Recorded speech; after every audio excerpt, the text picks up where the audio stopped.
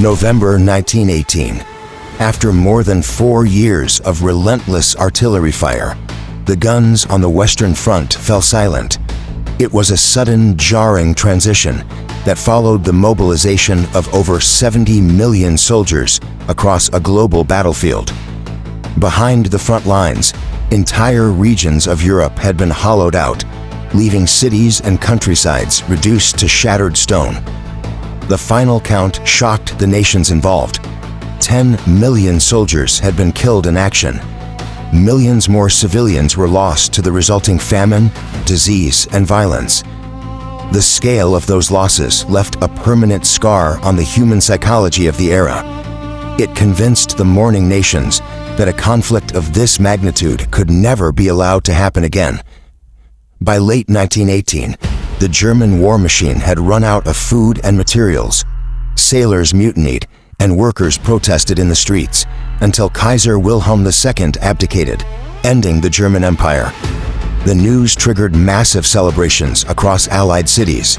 People poured into the streets, optimistically declaring they had just survived the war to end all wars. The physical end to the fighting was finalized 2 days later inside a railway carriage in a secluded French forest, where Germany signed the Armistice.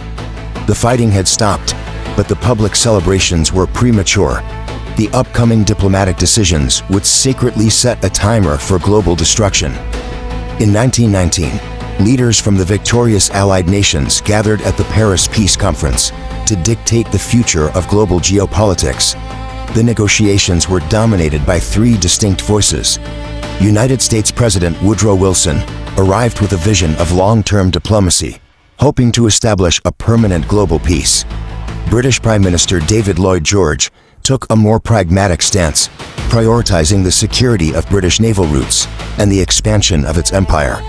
But French Prime Minister Georges Clemenceau had a single, unyielding demand. Germany had to be crippled to the point where it could never pose a threat to France again. This 3-way collision of idealism, imperial self-interest, and raw vengeance produced a framework that prioritized punishment over genuine reconciliation. The result was the Treaty of Versailles, signed exactly 5 years to the day after the assassination that originally triggered the fighting. The conditions forced upon Germany were severe. The military was stripped to a fraction of its former size. Heavy weapons were restricted, the Air Force was outlawed, and borders snapped inward as territory was carved away. Additionally, the broken nation was saddled with billions in forced financial reparations.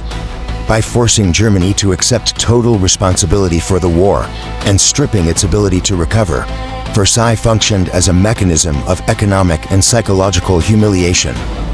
4 massive empires, the Russian, Austro-Hungarian, Ottoman, and German, dissolved into a chaotic void. Victorious powers quickly drew new lines, snapping nations like Yugoslavia and a restored Poland into existence. But these borders ignored actual demographics, trapping opposing ethnic groups inside newly minted territories. To manage these immediate localized tensions, President Wilson proposed the League of Nations, an international body designed to mediate disputes through diplomacy rather than artillery. However, the League had no actual military forces to back up its rulings. Because the U.S. Congress refused to join, the institution designed to police this fragile new world was left without a mandate or enforcement means. This is a German banknote printed in 1923 for 1 trillion marks. The astronomical reparation payments erased the value of Germany's currency, wiping out the life savings of everyday citizens in a matter of months. Factories shuttered and food supplies dried up. Economic starvation led to political chaos, strikes, and desperate street violence among the working class. While the mid-1920s saw a brief, fragile stabilization, the structural weight of the debt and the global economic clash of 1929 pushed the country over the edge. In this renewed desperation, a radical political movement gained traction by promising national revenge. Its leader, Adolf Hitler, was a direct psychological product of the conditions established at Versailles. The punitive conditions of the peace treaty engineered a socio-economic vacuum, making the rise of fascism a logical consequence of a nation with no other way out. The 1918 Armistice stood as a 20-year intermission in a continuous century of war. The decisions made in the wake of that conflict created a map that continues to define international borders and global alliances today.